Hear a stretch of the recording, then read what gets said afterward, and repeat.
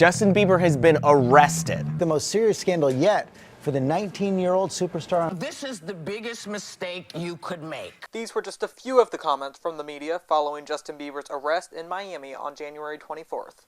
The pop star was arrested on charges of DUI, driving with an expired license, and resisting arrest.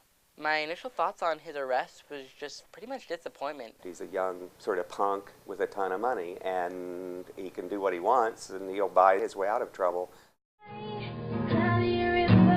The public has been watching Bieber grow up since he was discovered on YouTube at the young age of 14. What'd you say? Fast forward 5 years, and Bieber seems to be on a downward spiral. Something is happening in this young person's life. He's making some unwise decisions. I think it's tragedy to see a young man with so much talent do these kinds of things. I spoke with psychology professor Bruce Darby to find out how he interprets Bieber's current mental state and the effect that could have on his career.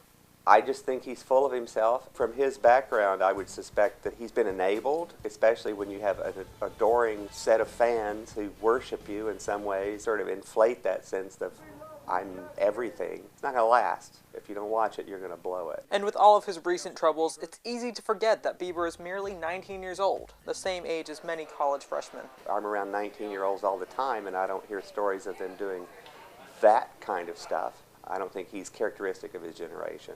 Bieber's presence in the media has some concern about the impact that his behavior may have on his young fans. You're supposed to be an example for these young 12 and 13-year-old girls that look up to you, and racing Lamborghinis while you're doped up isn't a very good example if you ask me.